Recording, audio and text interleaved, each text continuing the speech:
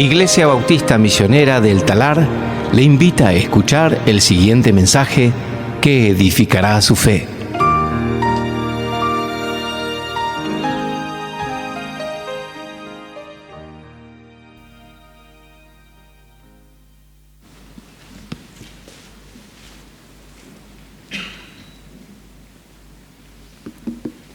Vamos a abrir nuestras Biblias al libro de Lucas, donde seguimos nuestro estudio. Lucas, capítulo 4.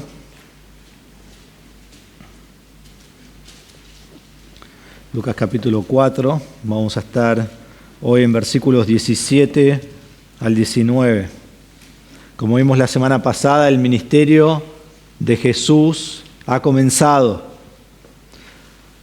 Y nos dice ahí dónde es su ministerio, en versículo 14, su ministerio no es en Judea, su ministerio no es en Jerusalén, su ministerio no es donde pensamos que debería ser, allí en el templo, su ministerio es en el norte de Israel, su ministerio es en Galilea, alrededor allí del mar de Galilea, y específicamente donde él va a estar viviendo es en Capernaum, allí al costado de Galilea.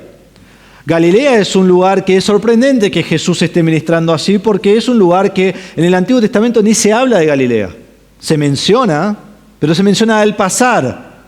Y es allí donde va Jesús, Galilea de los gentiles. Y es allí donde resplandece la luz de Jesús en medio de las tinieblas. En Mateo 4, cuando habla del comienzo del ministerio de Jesús, dice así: saliendo de Nazaret, fue a vivir en Capernaum, que está junto al mar, en la región de Zabulón y de Neftalí, para que se cumpliera lo que fue dicho por medio del profeta Isaías. Cuando dijo tierra de Zabulón y tierra de Neftalí, camino del mar, al otro lado del Jordán, Galilea de los gentiles, el pueblo asentado en tinieblas vio gran luz, y a los que vivían en región y sombra de muerte una luz les resplandeció. Esta luz es Cristo, que resplandece en la oscuridad en Capernaum. Es allí en Galilea donde Jesús va a ministrar por 3 años. Es allí en Galilea donde Jesús va a escoger a sus discípulos. Es allí en Galilea donde sanará enfermos, sanará leprosos, echará fuera demonios, calmará el viento y el mar, hará caminar a los paralíticos, dará vista a los ciegos. Es allí en Galilea donde da de comer a los 5.000 hombres, más mujeres y niños, miles y miles de personas, con solo 5 panes y 2 peces. Allí lo hará, será allí en Galilea. Pero también es allí donde Él demostrará amor y misericordia y paciencia. Jesús va a demostrar mansedumbre y compasión con todos los perdidos, y sobre todo nos va a decir aquí en versículo 15 que es donde Él enseñará y Él proclamará el Evangelio, Él anunciará las buenas nuevas a todos. Esto es lo que hará Jesús. Y lo que comenzamos a ver la semana pasada, y vamos a seguir hoy y terminaremos, si Dios quiere, la semana que viene, es este tema de que el Mesías es rechazado en su propio pueblo. Ahora, la semana pasada no llegamos a ver que es rechazado. Hoy tampoco vamos a llegar a ver que es rechazado, pero si se quedan conmigo, el Señor no vuelve antes, lo vamos a ver si en algún momento el Mesías va a ser rechazado en su propio pueblo. Y pensábamos en esto, que a veces el rechazo viene de aquellos que más cerca tuyo están. Entonces miren conmigo Lucas capítulo 4, vamos a leer nuestro pasaje de nuevo, versículos 14 al 30. Dice así: Jesús regresó a Galilea en el poder del Espíritu, y las nuevas acerca de él se divulgaron por toda aquella región, y enseñaba en sus sinagogas, siendo alabado por todos. Jesús llegó a Nazaret, donde había sido criado, y según su costumbre, entró en la sinagoga en el día de reposo y se levantó a leer. Leyeron el libro del profeta Isaías y, abriendo el libro, halló el lugar donde estaba escrito: el Espíritu del Señor está sobre mí porque me ha ungido para anunciar el Evangelio a los pobres. Me ha enviado para proclamar libertad a los cautivos y la recuperación de la vista a los ciegos, para poner en libertad a los oprimidos, para proclamar el año favorable del Señor. Cerrando el libro, lo devolvió al asistente y se sentó. Y los ojos de todos en la sinagoga estaban fijos en él. Y comenzó a decirles: hoy se ha cumplido esta escritura que han oído. Todos hablaban bien de él y se maravillaban de las palabras llenas de gracia que salían de su boca y decían: ¿no es este el hijo de José? Entonces él les dijo: sin duda me citarán este refrán médico, cúrate a ti mismo. Esto es, todo lo que oímos que se ha hecho en Capernaum, hazlo también aquí en tu tierra. Y Jesús añadió: en verdad les digo que ningún profeta es bien recibido en su propia tierra. Pero en verdad les digo que muchas viudas había en Israel en los días de Elías, cuando el cielo fue cerrado por 3 años y 6 meses y cuando hubo gran hambre sobre toda la tierra. Sin embargo, a ninguna de ellas fue enviado Elías, sino una mujer viuda en Sarepta, en tierra de Sidón. Muchos leprosos había en Israel en tiempos del profeta Eliseo, pero ninguno de ellos fue limpiado, sino Naamán, el sirio. Y todos en la sinagoga se llenaron de ira cuando oyeron estas cosas, y levantándose, echaron a Jesús fuera de la ciudad y lo llevaron hasta la cumbre del monte sobre el cual estaba edificada su ciudad, para tirar a Jesús desde allí. Pero él, pasando por el medio de ellos, se fue. El Mesías es rechazado en su propia tierra. Entonces hemos estado viendo en versículo 14 que Jesús regresa a Galilea, es lo primero que nos dice allí. Y recuerdan que versículos 14 y 15 son un resumen de todo el ministerio que él va a hacer en Galilea hasta capítulo 9, versículo 50. Y nos dice cómo hace este ministerio, y es muy importante que entendamos y recordemos esto a través de todos los capítulos del libro de Lucas. La forma en que Jesús hace su ministerio, dice aquí, mírenlo, en el poder del Espíritu. Jesús vive su vida en el poder del Espíritu. Jesús ministra en el poder del Espíritu. Jesús aún va a morir y resucitar en el poder del Espíritu al final del libro. Y hermanos, esto es tan importante porque es así también en nuestra vida. Y diría que aún más, porque Jesús no estaba muerto en sus pecados, nosotros sí. Y fue el Espíritu Santo que nos convenció de nuestro pecado. Fue el Espíritu Santo que nos regeneró, nos dio vida cuando estábamos muertos. Es el Espíritu Santo que nos guía a toda la verdad. Es el Espíritu Santo que por medio de él produce en mí el fruto del Espíritu, como Dios quiere. Es por medio del Espíritu Santo y su poder que puedo vencer la tentación. Ya lo vimos con Jesús la semana pasada o la otra semana. Es por medio del Espíritu Santo que yo oro y cuando no sé cómo orar, allí está el Espíritu Santo intercediendo y ayudándome a mí en mi oración. Es en su poder que oro y es en el poder del Espíritu Santo que yo soy transformado de gloria en gloria a ser cada día más como Cristo. Es todo por medio del Espíritu Santo en mi vida. Entonces, así como el Espíritu obra en la vida y el ministerio de Jesús, el Espíritu obra en mi vida. Entonces el que dice, yo no puedo vivir la vida cristiana, yo no puedo hacer lo que Dios quiere, yo no puedo ir y hacer todo esto que la Biblia me dice que tengo que hacer, o no estás viviendo en el Espíritu Santo, o no sos salvo, y el que es incrédulo nunca lo puede hacer. Pero no hay creyente en el Espíritu que no puede vivir de acuerdo a estas cosas que acabo de mencionar, porque es el Espíritu obrando en tu vida. Y Jesús hace todo en el poder del Espíritu Santo, y mientras Él está ministrando, vemos que dice, y las nuevas acerca de Él se divulgaron por toda aquella región. Su fama se empezó a esparcir, la noticia de Jesús se esparció. Y sí, obvio, ¿no? Sana la primera persona y ¡boom! Vienen todos quieren ser sanados. Vos estarías ahí, yo estaría ahí, con nuestras cositas, ¿no? Tengo este problema, saname, por favor. Y la gente lo siguió, nos dice todos estos pasajes que siguen. Y la gente lo esperó a donde él iba. Y la gente salió a su encuentro. Y la gente veía a dónde iba a ir Jesús y se adelantaban y lo esperaban del otro lado del mar de Galilea. Y así estaban. Y nos dice los pasajes que lo apretaban y se agolpaban a él y se acumularon para escucharlo y procuraban tan solo tocarlo, porque aquellos que lo tocaban, poder salía de él y los sanaba. Era increíble. Y multitudes y multitudes y multitudes abrumándolo para que él los sanara y para que él les enseñara. Y Jesús, como Dios perfecto, nos deja un gran ejemplo, porque aun cuando él iba a solas con el Señor, allí estaba la multitud y él los recibió, sanó a todos, nos dice el pasaje, y les hablaba del reino. Esto es lo que hacía Jesús en su misericordia. Entonces, las nuevas acerca de él se divulgaban por toda aquella región. Y luego dice versículo 15, su ministerio principal. Hizo muchas cosas en su ministerio, pero esto es lo principal, sobre todo, que él hizo, y se resume en una palabra.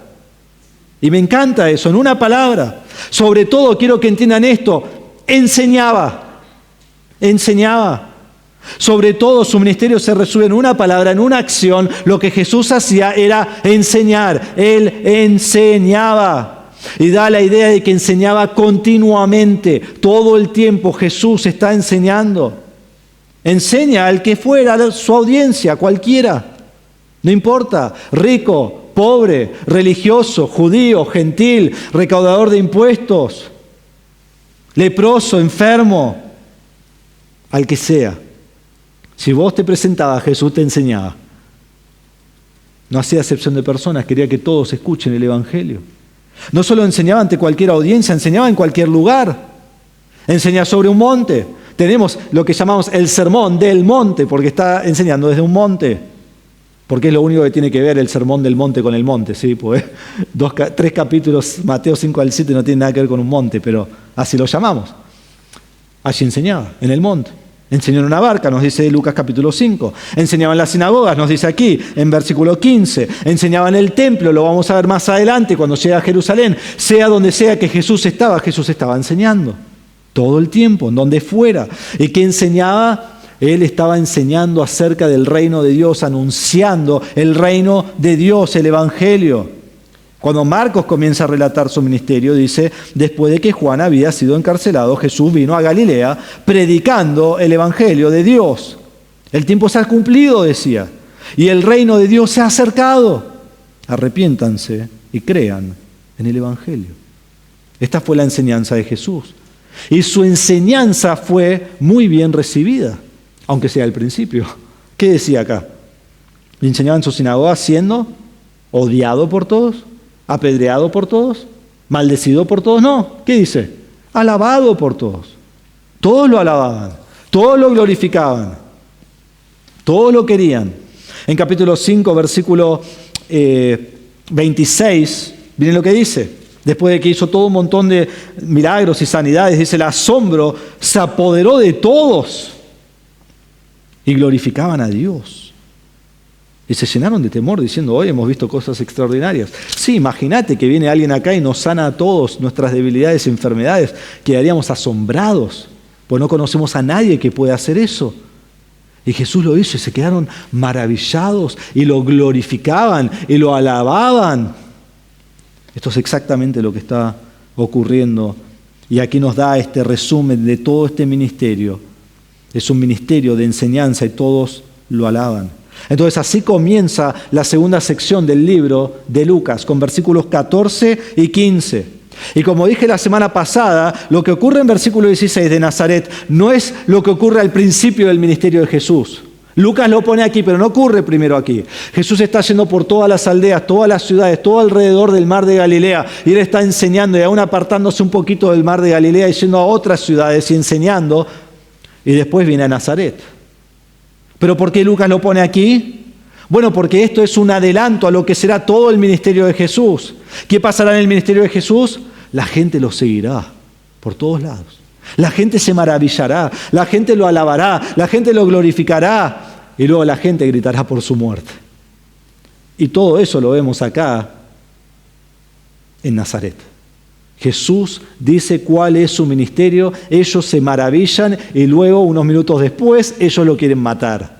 Eso es cuando sabes que hay un buen predicador, ¿no? Porque los incrédulos lo quieren asesinar. Muchos me han querido asesinar, así que eso es bueno. Quizás la única parte buena que tengo de predicar, ¿no? Me quieren asesinar, pero creyentes también me quieren asesinar, entonces no sé qué hacer. Pero lo quieren asesinar. Entonces llegamos a la proclamación del Mesías. Pasamos del ministerio del Mesías en versículos 14 y 15 a la proclamación del Mesías en versículo 16. Jesús llega a Nazaret. Dice, Jesús llegó a Nazaret donde había sido criado y según su costumbre entró en la sinagoga el día de reposo y se levantó a leer. Jesús llega a Nazaret. Jesús llega a su pueblo, donde Él se crió. Está en su ciudad, en su sinagoga, a donde ha ido desde niño. Desde chiquito Él iba a esta sinagoga. De adolescente iba a esta sinagoga. De joven iba a la sinagoga. De adulto iba a la sinagoga. Hasta los 30 años Jesús está yendo a esta sinagoga en particular, en Nazaret. Está entre familia, entre amigos, entre vecinos, entre conocidos, entre lo que hoy algunos se llaman gente de confianza, ¿no? Y vamos a ver que ese refrán se podría usar acá, ¿no? Porque cuando empieza a hablar con confianza lo quieren matar. Está entre la gente que Él conoce, con la que se crió. Y nos dice el texto que según su costumbre entró en la sinagoga, según su hábito, según su práctica. Él siempre, cada sábado, estaba en la sinagoga para adorar al Señor. Y si Jesús estaba, ¿cuánto más nosotros? Porque Jesús ya sabía, no tenía nada para aprender en la sinagoga. ¿Sí? Fue creciendo en conocimiento, pero llega a un punto que, no, Él ya sabe toda la Escritura de memoria. ¿Cuánto más nosotros? Llega a este lugar de Nazaret y entra de costumbre, como hace siempre, a la sinagoga. Y va a enseñar. Y nos preguntamos cuál va a ser la respuesta del pueblo. Bueno, ya la sabemos porque lo leímos. Pero si no lo leemos y vemos que Jesús viene, ¿cuál será la respuesta? Y nuestra mente viene maravilla y no rechazo, salvación. Si este niño que hemos visto toda nuestra vida viene aquí y nos habla de que Él es el Mesías, vos pensás, Nazaret va a creer, Nazaret va a entender y ser salvo. Pero hermanos, no importa ni siquiera si estás en Nazaret, si viste al Hijo de Dios criarse toda su vida, si el Señor no obra en tu corazón, vos nunca vas a creer. Y ellos lo rechazan. Entonces nos dice aquí en versículo 16 que Él entró en la sinagoga. Ahora, ¿qué era una sinagoga? Bueno, nosotros sabemos que David quiso construir un templo para el Señor, ¿no? ¿Recuerdan? Que él ya, quizás no al final, pero ya más grande en su vida, él quería construir un templo al Señor. Él pensó que lo iba a poder hacer, Natán le dijo que lo iba a hacer y después Dios le dijo a Natán, no, decirle a él que no lo va a hacer. Y Natán va y le dice a David, Dios dijo que vos no vas a construir un templo porque tenés mucha sangre en tus manos. Entonces mataste mucha gente, no vas a construir el templo. Lo va a construir tu hijo, Salomón. Entonces Salomón, cuando él es el rey de Jerusalén, él construye el templo al Señor, un templo increíble, un templo que te dejaría con la boca abierta. Fue magnífico el templo que creó Salomón, que construyó. Pero pasa el tiempo y los judíos ¿qué hacen? Pecan. Están idolatrando, están con los paganos, tienen otros dioses y Dios con paciencia esperando por siglos hasta que finalmente Dios dice, van a ser llevados a otra tierra, tal como les prometí que haría si ustedes me abandonaban. Entonces viene el rey de Babilonia, viene Nabucodonosor y en 3 momentos diferentes él lleva al pueblo de Israel a Babilonia. Y la última vez que viene es en el año 586 a.C., y no solo se lleva a todos de Jerusalén, destruye el templo, no queda nada. Lo tira abajo. Y lo podés leer después si querés en 2 Crónicas 36:19. Allí destruye el templo de Salomón. Entonces todos los judíos son llevados al exilio. No hay templo, no hay donde sacrificar animales, no hay cómo seguir todo el Pentateuco porque ahora no tengo el templo para hacer los sacrificios necesarios. ¿Y qué hacen? Bueno, se empiezan a reunir entre ellos en grupos pequeños. Empiezan a estudiar la Biblia, empiezan a estudiar, no la Biblia como tenemos nosotros, ¿no? Pero el Antiguo Testamento, empiezan a estudiar el Pentateuco, lo que Dios ha dado a Moisés. Y entonces de ahí se comienzan a crear las sinagogas. Y empiezan a haber sinagogas en cada ciudad. Y después de 70 años, los judíos vuelven a Jerusalén bajo Zorobabel. ¿Se acuerdan que lo vimos en Esdras? Y cuando vuelven a Jerusalén, Zorobabel está encargado de reconstruir el templo. Y construyen el templo de nuevo, pero no es igual al que había, ¿no? Están con, esto está lindo Zorobabel, pero no es lo que recordábamos. Los más viejitos recordaban algo mucho más grandioso. Pero reconstruyen el templo y ahora hay sacrificios ahí de nuevo y comienzan a hacer todo lo que Dios les mandó a hacer. Pero lo que ocurre es que muchos judíos no viven ahí en Jerusalén, viven en las afueras y muy lejos de Jerusalén y ahora ya están esparcidos por todo el mundo. ¿Y qué está pasando? Cada sábado no pueden ir hasta el templo. Entonces hay sinagogas en todas sus ciudades y comienzan a reunirse en esas sinagogas. Y cuando vemos en el tiempo de Jesús que está el rey Herodes, lo que Herodes hace por un lado es que hace el templo hermoso de nuevo, lo hace increíble. Herodes crea el mejor templo que ha habido, aún mejor que el de Salomón, lo hace una cosa gloriosa y podés buscar fotos y todo eso en internet y te muestra cómo hubiera sido, pero lo pone ahí sobre el monte, lo más alto, pone toda una plataforma, es increíble. La plataforma todavía está hoy si vas a Israel, pero el templo no, porque este templo después es destruido 70 después de Cristo. Pero Herodes hace esto en el tiempo de Jesús, entonces en el tiempo de Jesús está el templo, pero todo alrededor hay sinagogas. Para que haya una sinagoga en una ciudad debía haber 10 hombres judíos en esa ciudad. Y entonces tenían sus sinagogas, se reunían el sábado y aprendían la palabra de Dios. Pero al mismo tiempo, la sinagoga nunca reemplazó el templo. Los sacrificios no se hacían en sinagogas, se hacían en el templo. Y entonces también sabemos que las personas, los hombres, debían ir aunque sea 3 veces al año al templo. Recuerdan que vimos en capítulo 2, versículo 41, que Jesús fue al templo para la fiesta de la Pascua con sus padres. Y sabemos de Deuteronomio 16:16 que había 3 fiestas que debían ir. Era la Pascua, Pentecostés y la fiesta de los tabernáculos, que debían volver al templo. Entonces eso es lo que estaban haciendo ahora en el primer siglo. Luego de 70 después de Cristo, el templo es eliminado, los romanos lo destruyen y no hay templo. Y hasta el día de hoy no hay templo. Vas a Israel, no hay templo. No pueden hacer sus sacrificios. Se reúnen en sinagogas hasta el día de hoy, los judíos, los sábados. Entonces esto es lo que estaban haciendo. Entonces las sinagogas donde Jesús enseñaba habían cientos de sinagogas, porque cada pequeño pueblo, cada aldea, cada ciudad que tenía por lo menos 10 judíos, tenía una sinagoga. Y aún hoy vas a Galilea, vas a Capernaum, puedes ir a la sinagoga. Después te llevan a otra sinagoga en Corazín, que es la mejor sinagoga que ha quedado de ese tiempo, en Galilea, que no va nadie ahí, está muy bueno, y vas a la sinagoga. Y cada ciudad tenía su sinagoga. Entonces, ¿qué hacían cuando se reunían? Se reunían el sábado, y cuando se reunían tenían un tiempo de dar gracias, tenían un tiempo de alabanza y tenían un tiempo de oración. Y luego alguien se paraba, tomaba el centro del lugar, ¿no? Y se paraba y leía de una porción del Pentateuco.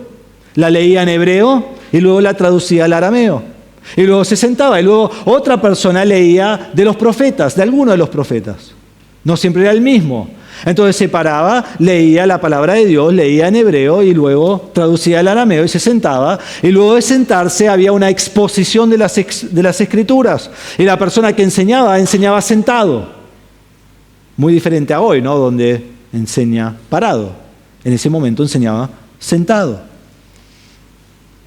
Las sinagogas no tenían un maestro tiempo completo, sino que tenían un encargado de la sinagoga y se permitía a ese encargado elegir quién iba a enseñar. Entonces, si alguien venía por el pueblo, pasaba por la ciudad, lo invitaban a enseñar.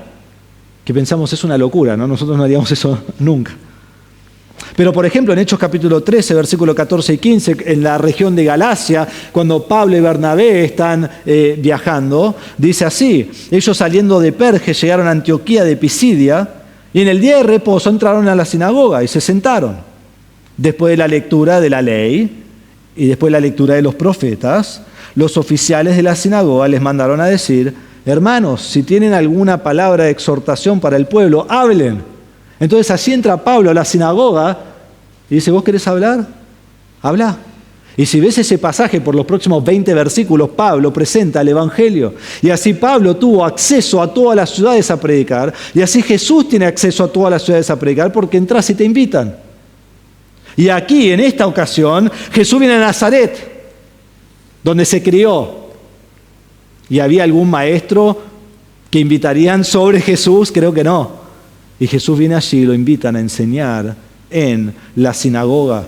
Entonces él entra como es de costumbre a la sinagoga y esta vez entra para enseñar y es exactamente lo que van a hacer. Y dice que entró en el día de reposo y se levantó a leer, que esto es lo que hacían. Se paraban, tomaban la escritura, la leían, la entregaban y se sentaban a enseñar. Y es exactamente lo que Jesús hace. Entonces miremos lo que él lee. Dice, leyeron el libro, o esto también podría ser traducido el rollo, pues no tenían un libro así como esto, ¿sí? Olvídate que esto existía. Un rollo del profeta Isaías. Y abriendo el rollo halló el lugar donde estaba escrito. Y ya vamos a ver lo que estaba escrito. Le entregan un rollo. De todas las profecías que le podrían haber dado, le entregan el rollo de Isaías. Isaías. De todos los profetas. ¡Qué increíble! Porque hay un profeta más mesiánico que Isaías. O sea, todos los profetas hablan del Mesías, pero nadie como Isaías. Desde el nacimiento virginal de Jesucristo, a decir que Él es el consejero, el príncipe de paz, admirable. No hay nadie como Él. Y no solo habla de su nacimiento, de lo que Él va a hacer, sino que habla de su sufrimiento en Isaías 53 y habla también del reino milenial donde Jesús va a reinar y que Jesús se va a sentar sobre el trono de David y Él reinará no solo los 1000 años, pero los siglos de los siglos. Todo esto está en Isaías y Jesús toma este rollo y lo abre y comienza a buscar lo que Él quiere leer. Lo comienza a buscar. Ahora pensemos en esto porque es maravilloso. Primero, no es un libro así como este. Pero segundo, no hay división de versículos. Y no solo eso, no hay división de capítulos. Pero más que eso, no hay división de párrafos. No hay ni siquiera separación entre palabras. Está todo pegado. Anda a tratar de leer algo en castellano todo pegado. Es muy difícil, ¿no?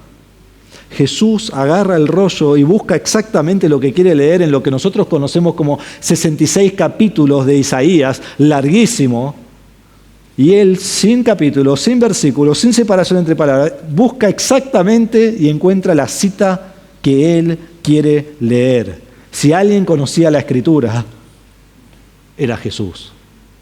La conocía bien. Y no solo va a leer de Isaías 61, versículos 1 y 2, pero ni siquiera va a leer todo, va a saltear partes y va a omitir partes. Entonces va a leer lo que es el propósito para él de su ministerio y lo que él está haciendo. Pero vemos que encuentra el texto, lee el texto y aplica el texto a sí mismo. Cuando lleguemos la semana que viene a versículo 21 vamos a ver que dice, hoy se ha cumplido esta escritura que han oído, que se está cumpliendo en él. Entonces lo aplica a sí mismo. Es una profecía, este pasaje es una profecía del ministerio de Jesús y viene Jesús y dice, esta escritura se aplica a mí.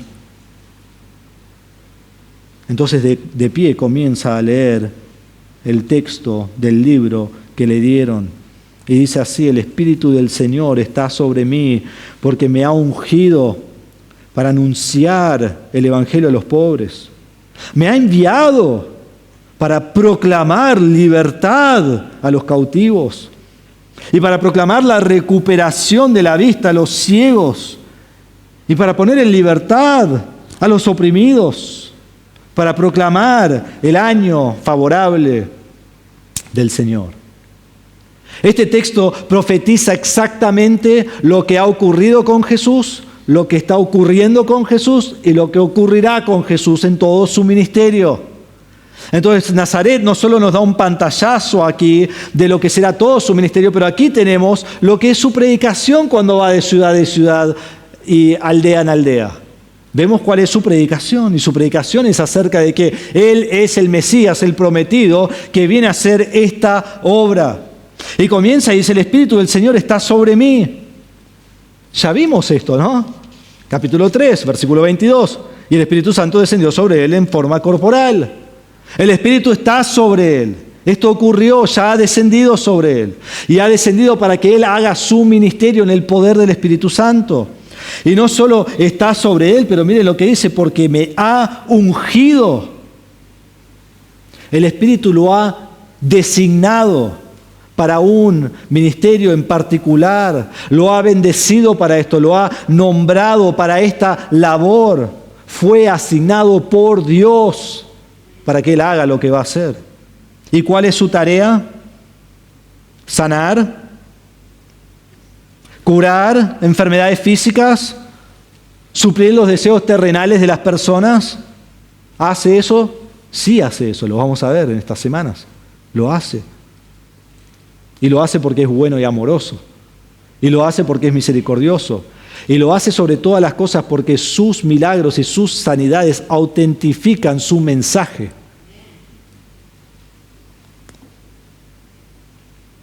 Pero no fue ungido para eso. ¿Para qué fue ungido? ¿Qué dice el texto? Porque me ha ungido para. Esta es la razón. Este es el propósito. Para anunciar el Evangelio. Y es interesante, en el griego, para anunciar el Evangelio es una sola palabra. Evangelion. Una sola palabra, para anunciar el Evangelio. Fue ungido para proclamar el Evangelio, para predicar las buenas nuevas, para anunciar el mensaje divino de la salvación. Es la razón que Dios lo mandó a hacer su ministerio, para que Él proclame las buenas nuevas. Pero el texto añade más, y lo vamos a ver una vez este texto, después vamos a volver a verlo con más profundidad. Pero el texto añade más. Dice, me ha enviado para proclamar. Para proclamar libertad. Y versículo 19, para proclamar el año favorable del Señor. Ahora, en el medio de toda esta cita hay una frase que está en Isaías 61:1, que aquí no está, entonces hago un paréntesis por un momento. Hay una parte de Isaías 61:1 en el medio que dice, me ha enviado a vendar o a sanar a los quebrantados de corazón. Y aquí no está en nuestra porción. Dice, bueno, ¿por qué lo mencionás? Lo menciono por dos razones. Primero, porque Cristo tomó lo que Él quería tomar, porque Él tenía un propósito específico y esa frase no era parte de su propósito. Entonces, Él lo omite. Pero segundo, lo mencionó porque si vos tenés la Reina Valera en tu mano, vas a decir, el pastor no quería predicar esto, entonces lo salteó, porque en la Reina Valera está la frase, ¿sí? Pero es un agregado de Isaías para cumplir con esa cita. Pero no es lo que el Señor citó. En los mejores manuscritos griegos antiguos no está. ¿Sí? Entonces quiero aclarar eso en este momento. Entonces no es que tengo miedo de predicarlo, pero no está en el texto original. Entonces, ¿cuál es la tarea de Jesús? La tarea de Jesús es la predicación y la proclamación del Evangelio. Usa estas dos palabras. Anunciar el Evangelio, que es euangelizo. ¿Sí? Les voy a dar algunas palabras griegas hoy. Euangelizo, Evangelio. ¿Se entiende, no? Y proclamar libertad, que es la palabra keiruso. ¿Por qué les doy estas dos palabras? Porque miren esto. Capítulo 4, versículo 43. Este fue su ministerio siempre. Dice, pero él les dijo también a las otras ciudades, debo anunciar las buenas nuevas, evangelizo, del reino de Dios, porque para esto he sido enviado. Y predicaba keiruso en las sinagogas de los judíos. Miren capítulo 8, versículo 1. Dice, poco después, Jesús comenzó a recorrer las ciudades y aldeas proclamando keiruso y anunciando las buenas nuevas del reino de Dios, evangelizo.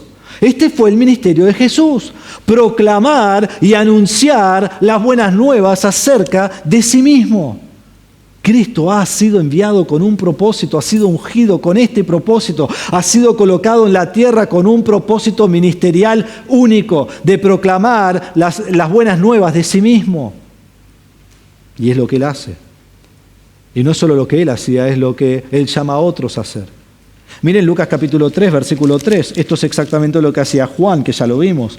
Y Juan, el Bautista, fue por toda la región alrededor del Jordán, predicando keiruso, un bautismo de arrepentimiento para el perdón de pecados. Y dices, ¿y la otra palabra dónde está? Bueno, miren versículo 18. Y Juan también con muchas otras exhortaciones anunciaba las buenas nuevas, euangelizo, proclamaba el arrepentimiento y anunciaba las buenas nuevas de Cristo. Miren capítulo 9, versículo 1 y 2. Es lo mismo que hacen los discípulos. Luego de que Jesús está enseñando en Galilea y Jesús elige a sus discípulos, ahora Él los envía a ellos a hacer lo mismo.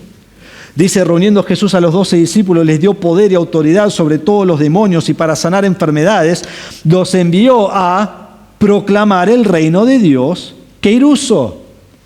Y así agrega también y sanar a los enfermos. Y miren versículo 6. Entonces salieron e iban por las aldeas anunciando el evangelio. Evangelizo. Proclamaban, anunciaban. Eso es lo que hacían. Y no los voy a llevar hasta ahí porque está más lejos, pero siempre parece cada mensaje, y vuelvo a este pasaje, Lucas 24, 47. Jesús murió, resucitó, va a ascender al cielo, le deja a los apóstoles una sola cosa y a nosotros también, porque eso es para nosotros. Y dice, y que en su nombre se predicará el arrepentimiento para el perdón de pecados. Queiruso. El mismo término.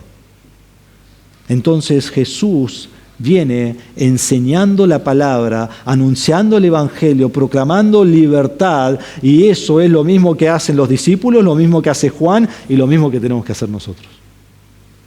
Predicando el evangelio de Cristo.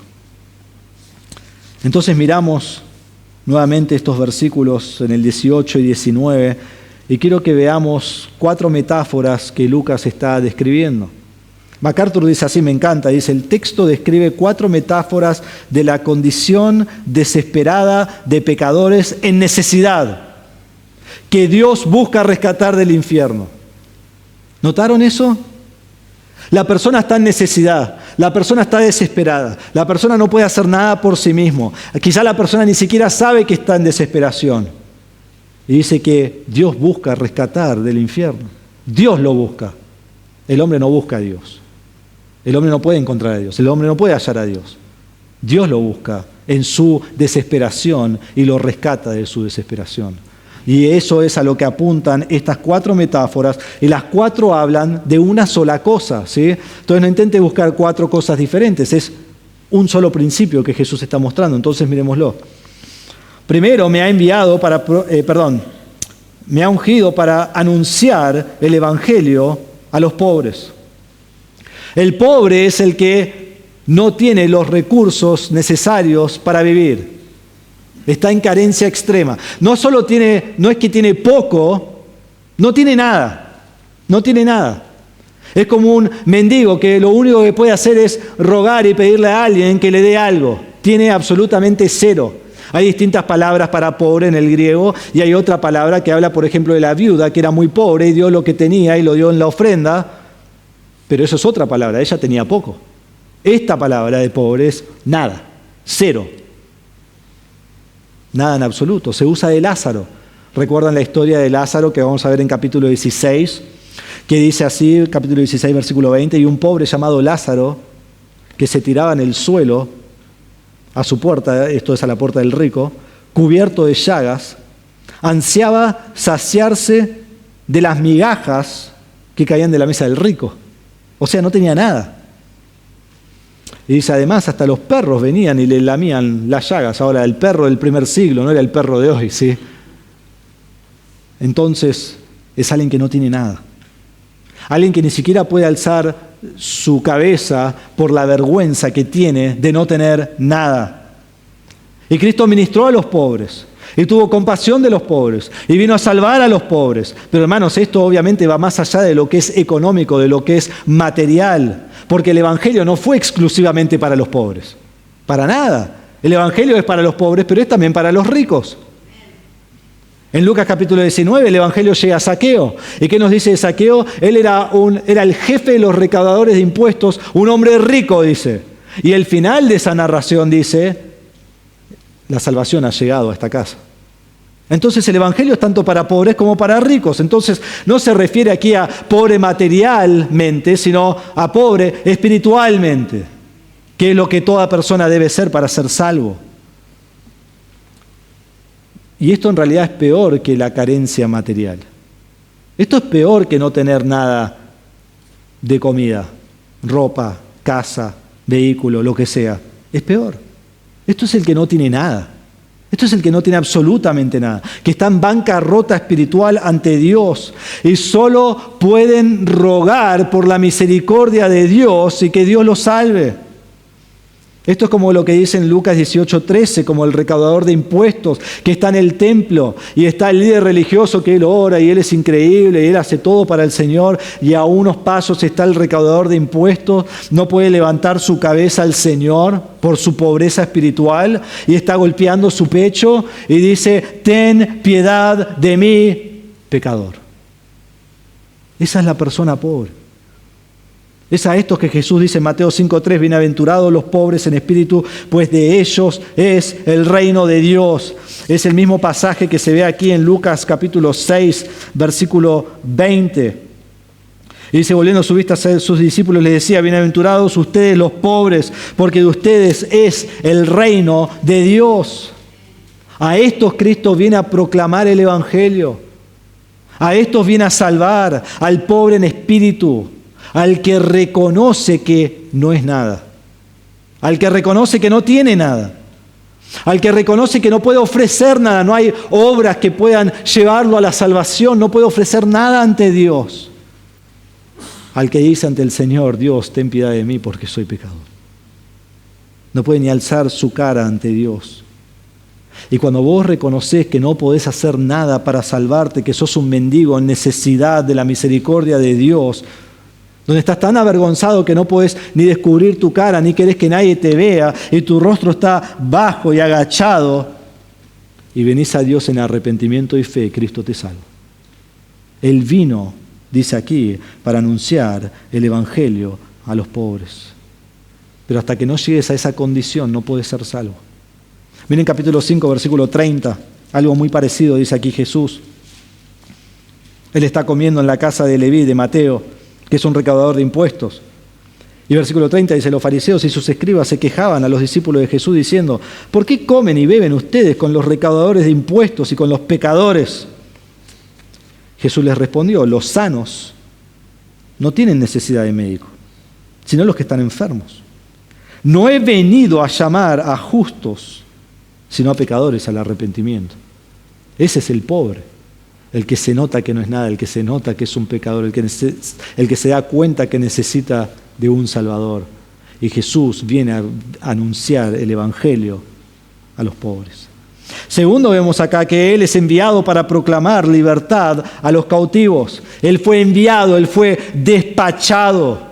Fue llevado allí con un objetivo en particular. Esta es la razón que Dios lo envía, para proclamar libertad a los cautivos. Entonces debo dejar que el texto guíe lo que creo, y es eso, es para esto que vino Jesús. Este fue su ministerio. Y este cautivo es un prisionero de guerra, es uno en cadenas, que no se puede soltar, que está agarrado quizás a la pared o al suelo y sus cadenas están allí, y es un esclavo. No hay nada que pueda hacer. Y vemos en todos estos pasajes que vamos a estar mirando, en capítulo 4 al 9, que Jesús libra de cautivos que están físicamente cautivos. De varios echa fuera demonios. Miren versículo 35. Jesús entonces lo reprendió diciendo: cállate y sal de él. Y después que el demonio lo derribó en medio de ellos, salió de él sin hacerle ningún daño. Y hay otro en capítulo 4, hay en capítulo 8, hay en capítulo 9, pero voy a leer uno solo más en capítulo 9, versículo 42. Solo una parte dice: cuando se acercaba el demonio lo derribó y lo hizo caer con convulsiones. Pero Jesús reprendió al espíritu inmundo y sanó al muchacho y se lo devolvió a su padre. Él libró a muchos que estaban físicamente cautivos. Y gloria a Dios por eso. Pero el texto no alude a sanidad física. El texto habla de una proclamación, de un mensaje eterno. Hay algo mucho más asombroso que la sanidad física, que la liberación física. Habla de alguien que es librado de su cautividad espiritual, donde está encarcelado y encadenado bajo el poder de Satanás y el poder del pecado y la culpa que está sobre él, y no puede hacer nada para librarse a sí mismo. Un esclavo no se podía librar. Alguien en cadenas no se puede librar. Solo en las películas de Hollywood se pueden librar, pero en la realidad no. Y Cristo vino a librarlos. Cristo vino a proclamar libertad a esas personas. Ahora es muy interesante esto porque vamos aún más profundo. Miren qué hermoso. ¿Qué es libertad? ¿Qué es proclamar libertad? Les voy a dar otra palabra en griego. Hoy hay varias palabras en griego, ¿sí? Es la palabra aphesis. Aphesis. Y este sustantivo solo se usa 5 veces en todo el libro. Y miren esto es absolutamente asombroso. Cuando yo leí por primera vez esto no lo sabía, ¿sí? Vos seguro que ya sí, pero se los voy a mostrar. Miren Lucas capítulo 1, versículos 76 y 77. Zacarías usa esta palabra. Zacarías está profetizando de su hijo, quien va a venir a proclamar acerca de la venida de Cristo. Y dice, y tú, niño, serás llamado profeta del Altísimo, 1.76. Porque irás delante del Señor para preparar sus caminos, para dar a su pueblo el conocimiento de la salvación por el aphesis, por el perdón de sus pecados.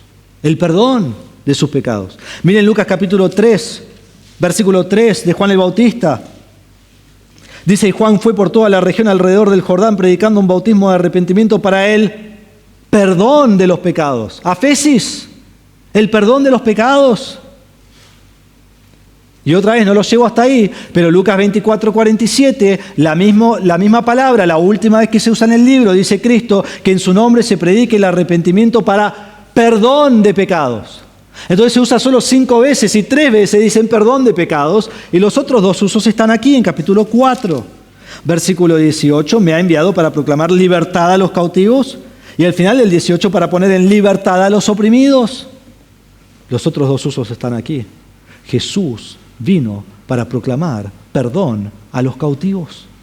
Vino para proclamar la cancelación de las transgresiones de los cautivos, la redención de sus pecados para traer libertad a las cadenas del pecado y librarlos de la esclavitud de su pecado. Para eso vino Jesús. Y Jesús no solo proclama la libertad, esto es lo hermoso de Jesús, Él provee la libertad. Yo puedo proclamar toda la libertad que quiera, pero yo no te puedo proveer ninguna libertad. Jesús lo proclama y Jesús lo libera y lo provee. Miren Lucas capítulo 5. Dije que esta palabra se usa solo 5 veces como sustantivo, pero muchas veces como verbo. Miren capítulo 5, versículo 20. Le traen un paralítico a Jesús, pero este paralítico no puede llegar a Jesús, entonces lo traen por el techo a él. Y nos dice el versículo 20, al ver Jesús la fe de ellos, dijo, hombre, tus pecados te son perdonados.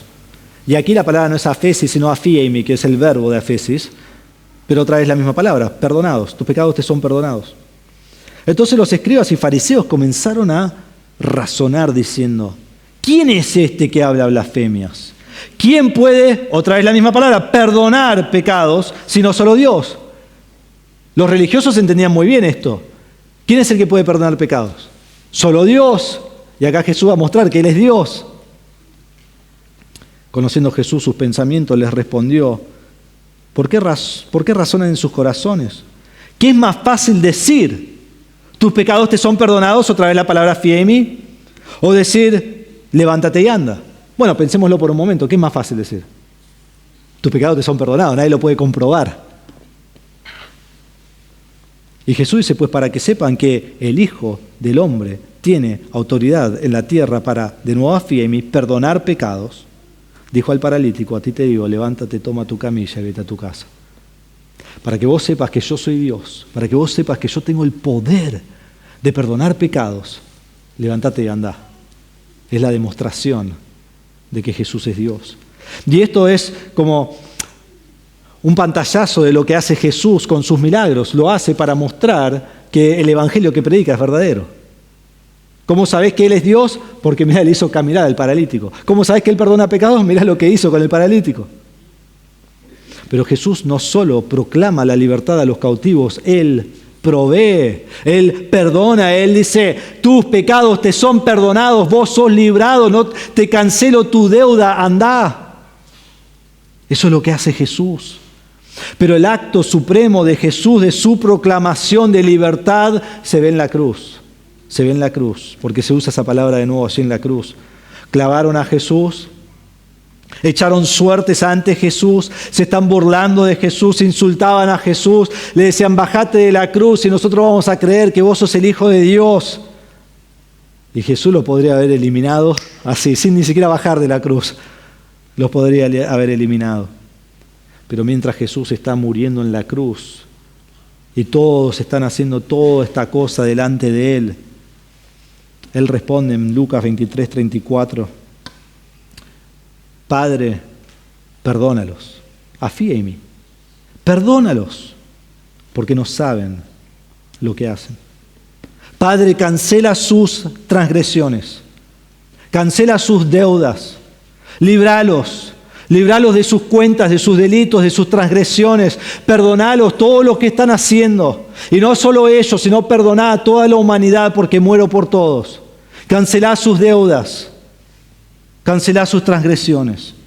Jesús proclama la libertad a los cautivos y Jesús provee la libertad para los cautivos por su sacrificio en la cruz.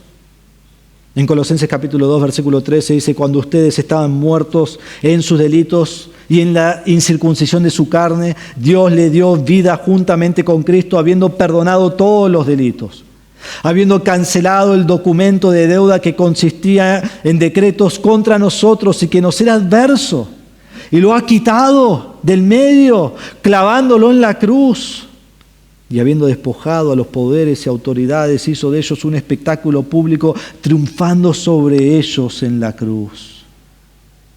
En Efesios 1:7 dice, en Él tenemos redención, rescate, mediante su sangre, el perdón, afesis, de nuestros pecados, según las riquezas de su gracia.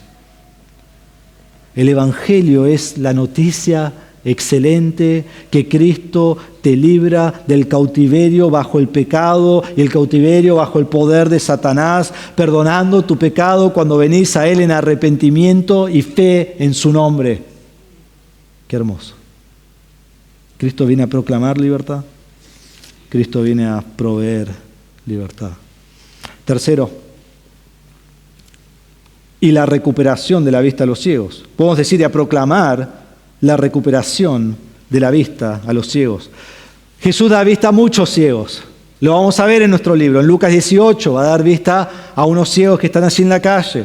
En Mateo 9 da vista a otro ciego. En Marcos da vista a otro ciego. Y quizás si decimos el milagro más grande de Jesús de dar vista a un ciego y que se expande más en el Evangelio, que se desarrolla, es Juan capítulo 9.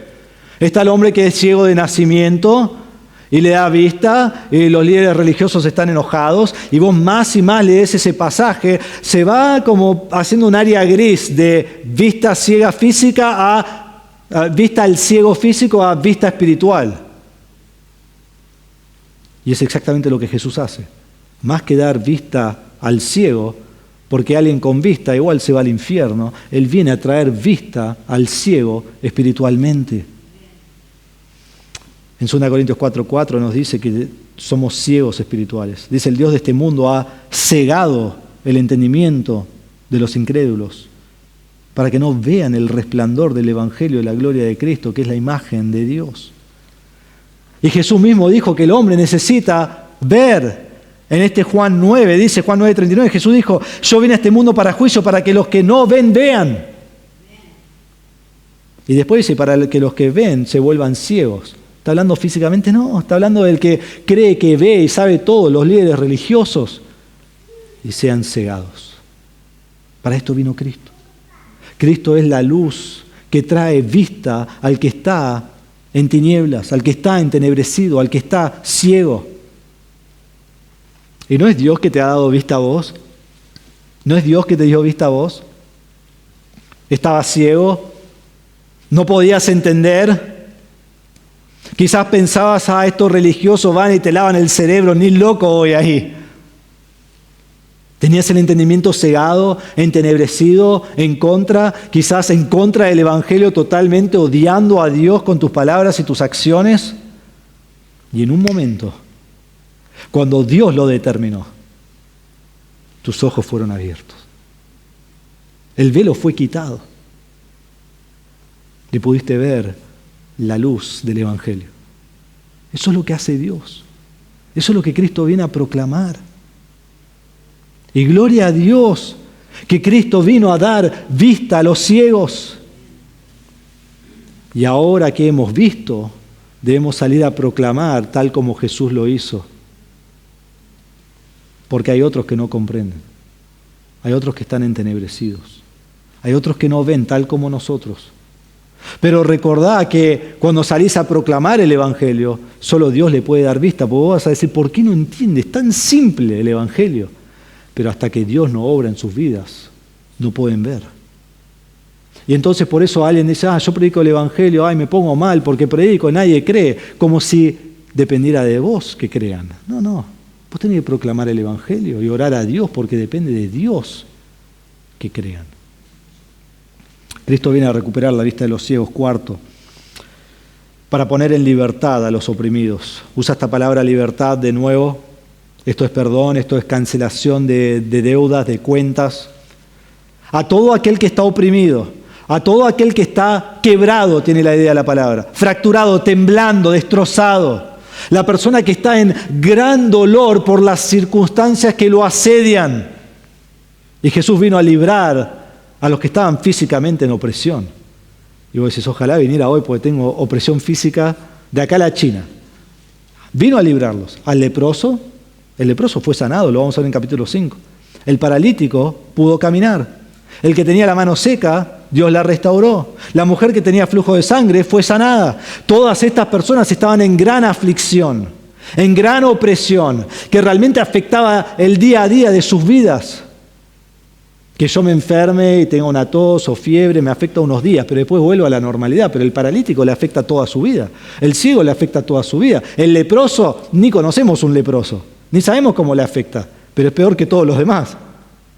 Y Jesús viene a restaurarlos. Y lo vamos a ver en todos estos pasajes, que Él restaura a todas estas personas. Pero es mucho más que esto. Jesús viene a librar a los que están espiritualmente oprimidos, los que están destruidos, los que están quebrados, los que están temblando por la culpa y la carga del pecado. Los que están con miedo y terror de la muerte, de la condenación, del infierno eterno, de morir. Los que tienen el peso que va creciendo y creciendo y creciendo y creciendo y los está aplastando hasta el suelo. A ellos viene Cristo a predicar. Y los líderes religiosos les están poniendo cargas y cargas y cargas que los oprimen. Y nos dice Mateo 9:36 que Jesús los ve las multitudes que están desamparadas y dispersas. Y nos dice que cuando los ve, Él tiene compasión de ellas. Es una palabra que habla desde lo más profundo de las entrañas. Está como enfermo desde sus entrañas Jesús al ver a estas personas, porque ellos están angustiados y abatidos, porque son como ovejas sin pastor. Y a estos mismos Jesús le dice en Mateo 11, vengan a mí, todos los que están cansados y cargados, y yo les haré descansar. Tomen mi yugo sobre ustedes y aprendan de mí, que yo soy manso y humilde de corazón, y hallarán descanso para sus almas, porque mi yugo es fácil y mi carga ligera. Esto es lo que hace Cristo. El peso del pecado te está aplastando. La carga de tu culpa te está destruyendo. El Evangelio te libra de la opresión de tu pecado. Qué hermoso. Debes creer en Cristo y serás libre. Juan 8:36 dice, así que si el Hijo los hace libres, ustedes serán realmente libres. Vení al Señor. Ahí encontrarás descanso. Ahí encontrarás paz para tu alma. Ahí encontrarás libertad de la opresión del pecado. Y aún una vez que sos salvo y sentís esa culpa del pecado, caes y lo que sea, vuelve al Señor. No para salvación, sino para restauración. Y te da esa paz, ese descanso para tu alma.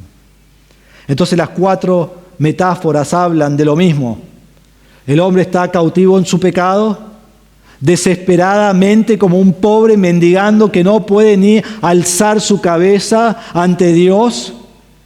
El hombre ciego y oprimido, sin respuesta, sin esperanza, sin salvación, cargando la culpa de su pecado sobre su espalda, siendo aplastado por ella. Y viene Cristo. Y viene Cristo anunciando el Evangelio. Y viene Cristo proclamando libertad. Y viene Cristo predicando las buenas nuevas. Y todo aquel que se arrepiente y cree en Él tiene vida eterna. Este es el ministerio de Cristo. Es mucho más que sanidades y milagros y bienestar físico. Es la proclamación de la vida eterna que Él provee mediante la salvación en su nombre. Ese es el ministerio de Cristo. Y termina con versículo 19. Para proclamar el año favorable del Señor. La referencia aquí es del año de jubileo. En Israel, cada 50 años había un año de celebración, un año de jubileo. Era el año más especial en Israel. Si vos eras judío y era el año 48, vos lo único que estabas esperando es, en 2 años viene el año de jubileo. Porque en ese año, toda propiedad en Israel fue devuelta a su dueño original. ¿Vos vendiste propiedad? Vuelve. ¿Vos sos esclavo, te vendiste a ti mismo? Volvés a ser libre. En el año de jubileo, a los 50 años, toda deuda que no fue pagada vuelve a la persona. Si estabas empobrecido hasta lo más bajo, ahora volvés a tener todo lo que tenías antes.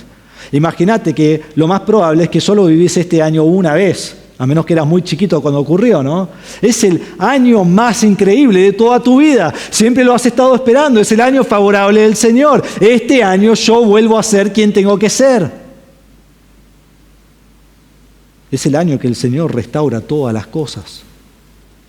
Isaías profetiza el jubileo que finaliza todos los jubileos. Habla de la gran salvación del Señor. ¿Vos has tenido un día de jubileo si has creído en Cristo? En la cual Dios quitó todas tus deudas, en la cual Dios removió para siempre tu pecado y te ha dado la herencia eterna. Es tu momento de jubileo. Es la salvación que solo se encuentra en Cristo. Y cuando Cristo cita esto, cuando cita esta frase para proclamar el año favorable del Señor, Él está diciendo que Él es el ungido, Él es el Cristo, Él es el Mesías que ha venido y Él trae buenas nuevas a los pobres, libra a los cautivos, da vista a los ciegos, libra a los oprimidos, y Cristo es el cumplimiento final, es la salvación final. Este es el año favorable que habla de la redención final de Cristo, donde Él libra a todos de sus deudas y sus pecados, trayendo perdón de pecados. La profecía de Isaías se cumple en el Señor Jesucristo. Pero quizás cuando empecé el mensaje vos estás yendo a Isaías 61 y estás diciendo, a ver si es lo mismo. Bueno, si vas a Isaías capítulo 61, versículo 1 y 2, no vayan, pero luego de esta frase, hay una frase más en el versículo. Jesús no la cita la frase. Él termina aquí su cita. Luego en versículo 2, la segunda mitad de Isaías 61 dice, y el día de venganza de nuestro Dios para consolar a todos los que lloran. Jesús no lo cita, no habla del día de venganza. ¿Por qué no enfatiza este día de venganza? Porque Él no está enfatizando cuando Dios viene en su ira. Aquí Él está enfatizando la presentación del Evangelio y la oportunidad de confiar en Cristo como su Salvador. Ese es el énfasis del Mesías. Está implícito que este periodo termina y que luego viene la ira de Dios. Hechos 17 lo hace muy claro que va a venir Dios a juzgar. Pero en este momento Dios es paciente y Jesús dice, vení a mí. Es el año favorable del Señor. Y Jesús termina de enseñar, se sienta y en versículo 21 dice, hoy se ha cumplido esta escritura que han oído. Y terminamos el mensaje pensando en esto, todos están maravillados. Todos lo están mirando. Él termina de leer, él entrega el rollo, se va a sentar y toda la vista, todos lo están siguiendo. Están todos perplejos. Y ahora la pregunta es, ¿qué dirá Jesús? Ahora va a enseñar. ¿Y cómo va a responder Nazaret a lo que él va a decir? Bueno, si Dios quiere lo vemos la semana que viene. Pero hoy la pregunta es para nosotros. La pregunta es para vos. ¿Cómo vas a responder al Evangelio? Tu condición es desesperante. Si vos no conocés a Cristo, vos estás cautivo al pecado. Vos estás oprimido bajo la esclavitud. Vos estás cegado por el pecado y pobre sin poder hacer nada al respecto por tu pecado. No puedes hacer nada. Sos un mendigo. Sos como el leproso o el paralítico o el ciego o el endemoniado, pero espiritualmente mucho peor.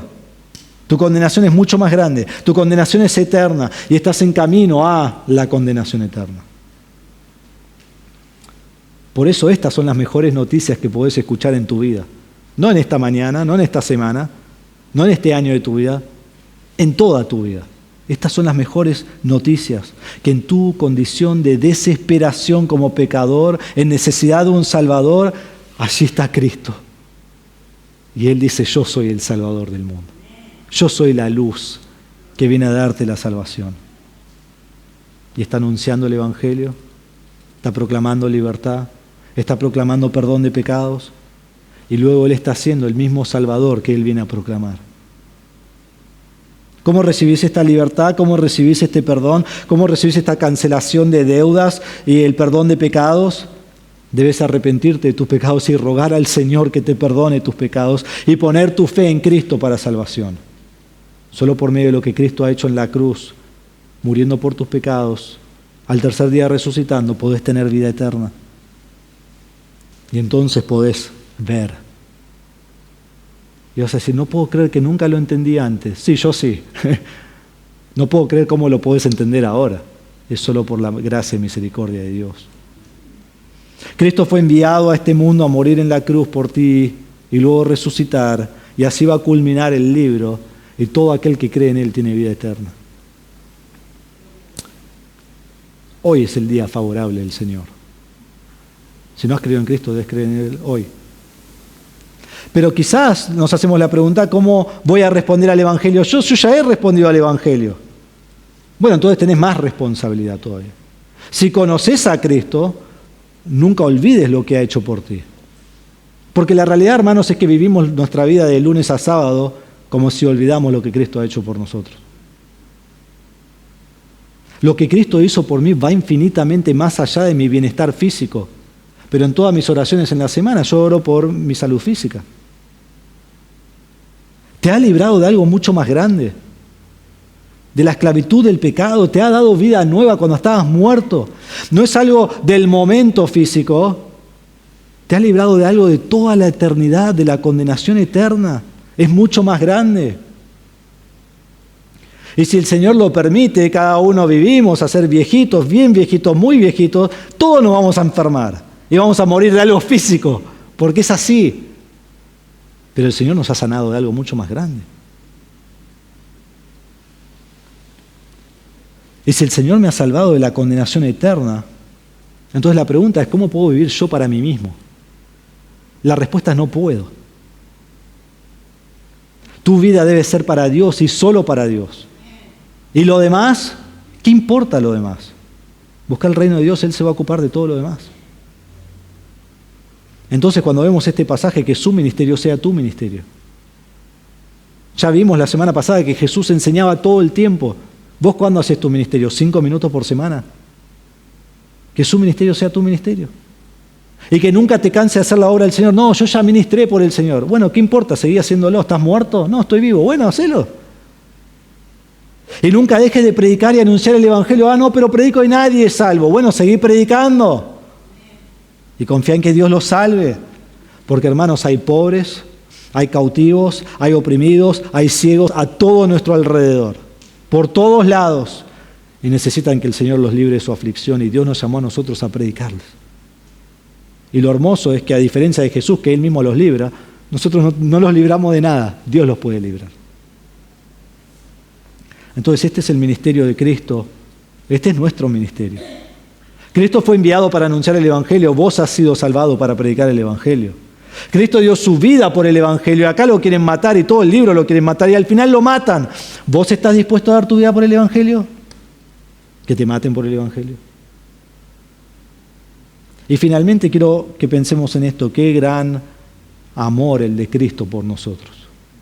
Qué gran amor.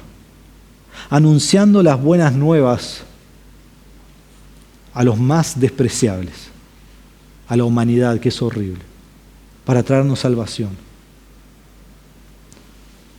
Si vos no crees en Él, arrepentite hoy y poné tu fe en Cristo. Vení a Él. Y si crees en Él, te ruego, amalo como Él te ha amado. Da tu vida como Él ha dado su vida por ti. Y proclama el Evangelio como Él ha proclamado el Evangelio y alguien te lo ha proclamado a vos. Oremos.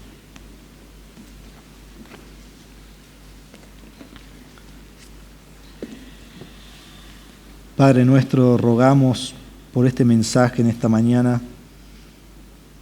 que llegue a lo más profundo de nuestro corazón y el alma. Padre, si hay alguien aquí que no te conoce como Salvador, que hoy sea el día favorable del Señor en su vida. Que hoy sea el día de jubileo. Que hoy sea el día donde todo en su vida es cancelado y tiene vida nueva. Sálvalo, Señor. Que se arrepienta de su pecado y crea en ti como Salvador. Padre, para los hermanos que están aquí, que no me vaya diciendo qué lindo mensaje evangelístico, no aplica para mí. Ojalá hubiera escuchado algo para mí. Toda la Escritura aplica al creyente en todo momento. Y Padre, nosotros tenemos que mirar esto y nosotros tenemos que tener esto en nuestra mente, en nuestro pensamiento. Esto tiene que ser parte de lo que meditamos cada día. Mirá lo que Cristo ha hecho. Yo soy el pobre. Yo soy el oprimido. Yo soy el cautivo. Yo soy el ciego. Yo no podía hacer nada por mí mismo. Nunca podría haber sido salvo, nunca podría haber alcanzado llegar a Cristo, nunca podría ser parte del reino de Dios, nunca podría tener la vida eterna. Y viene Cristo y extiende su mano y me libra del cautiverio de mi pecado. Y me da vista y me hace rico espiritualmente y cancela todas mis deudas. Entonces, ¿cómo voy a vivir ahora, hoy domingo, esta semana, este año y el resto de mi vida? Si hacemos alguna cosa y somos condenados a muerte y alguien nos libra de eso, viviríamos el resto de nuestra vida agradeciéndole y queriendo ser hasta su esclavo y hacer lo que sea por esa persona. Jesús nos ha librado de algo mucho mayor. Entonces, debe cambiar totalmente cómo vivo mi vida. No vivo para mí mismo. Vivo para el Señor. Me sacrifico por el Señor. Cada pensamiento, cada actitud, cada acción, cada decisión, para el Señor, porque me ha librado de la condenación eterna. Damos gracias, Señor, que podemos estudiar no solo tu palabra, pero acerca del Hijo Jesucristo. Y recién comenzamos a raspar la superficie de su ministerio. Y comienza con una bomba, mostrando por qué Él ha venido. A anunciar el Evangelio, a proclamar libertad, para que nosotros podamos ser salvos. Qué hermoso, qué bendición, gloria a Dios. Te damos gracias en el nombre de Jesús. Amén.